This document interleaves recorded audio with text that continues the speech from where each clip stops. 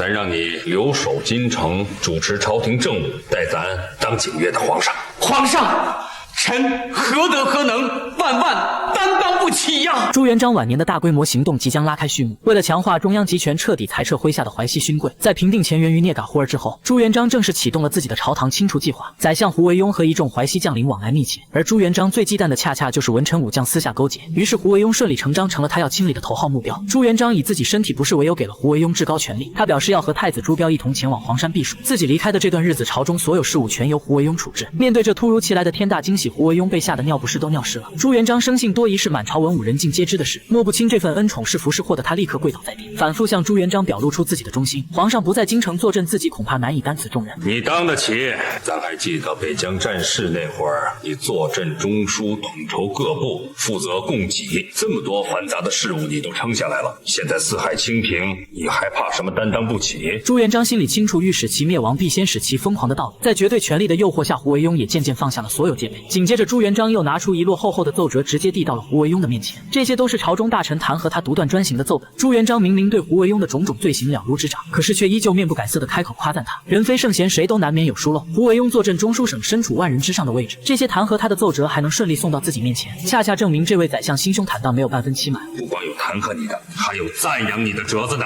10几个3品以上的官员盛赞你啊，甚至说你是开国以来的第一贤相，比李善长都强啊。朱元璋几句夸赞，直接把胡惟庸夸得找不着北。眼看对方已经彻底钻进圈套，朱元璋当即话锋一转，重新绕回了之前的主题。他让胡惟庸完全不必有顾忌，只管放开手脚施展才能。自己不在京城的这些日子，胡惟庸尽可大胆理政。该决断的事立刻拍板，该驳回的奏本直接打回，替自己牢牢稳固好大明的江山根基。朱元璋的这番话无疑再次放大了胡惟庸的野心。面对这份几乎唾手可得的最高权力，他索性也不再伪装。臣遵旨。怎料就在胡惟庸准备起身告退的时候，朱元璋再次叫住了他。为了让胡惟庸彻底放飞自我，露出更多破绽，朱元璋把自己用了多年的痒痒挠直接赏赐给了他。看着这件带有特殊气味的物件，胡惟庸开心到了极点。这柄痒痒挠在他眼里堪比尚方宝剑。一想到自己手持这份特殊恩宠站在奉天殿的场景，胡惟庸就忍不住在心底暗自窃喜。这就叫做君臣一体，心心相印。等把胡惟庸的后续安排全部敲定之后，朱元璋又罕见的传召了汤和与徐达2位老兄弟，表面上是要和2弟3弟喝茶叙酒，实际上朱元璋心里并没有对这2人彻底放下戒心。自从李善长辞官回乡之后，朝中威望最高的就只剩下汤和徐达2人。为了防止自己走后再冒出一个新的淮西领头人，朱元璋叫2人进宫的核心目的就是试探他们的真实态度。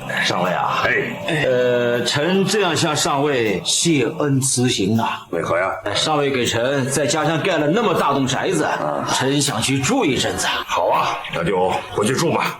汤和跟徐达早就对朱元璋的心思一清二楚，还没等朱元璋开口旁敲侧击，汤和就率先表明了立场。紧接着徐达也跟着主动请辞，说自己后背长了独居，这些年被病痛折磨得苦不堪言，恳请皇上开恩准许自己辞官回乡养老。女婿朱棣的封地北平就是个安心养病的好去处。2位老兄弟如此识趣的表现让朱元璋十分欣慰。你们俩谁都不许死，要陪着咱呢，活他100年。很快就到了正式动身的那天，城门口文武百官全都夹道相送。朱元璋在临走前还特意单独嘱咐了胡惟庸一件事：刘伯温那边你去看看，别让人家饿着喽。朱元璋的这番举动让胡惟庸瞬间心头巨震。老朱在提到刘伯温名字的时候，有意无意拍了拍他的胸口。要知道上一次朱元璋做出这个动作，还是暗示他暗中处理掉小明王这个祸患。明白了，好了，都回去吧。山中无老虎，猴子称大王。看着渐行渐远的皇家队伍，胡惟庸瞬间就神气起来。他双手往后一背，直接对着在场众臣宣读起了自己的指令。日后朝中所有大小事务全都要直接送往中书省，由他一人亲手决断。更让在场所有人震惊的是，胡惟庸竟然直接抬脚走上了那片象征着皇权专属的红毯。许大人，待会儿到我正室房来，有事商量。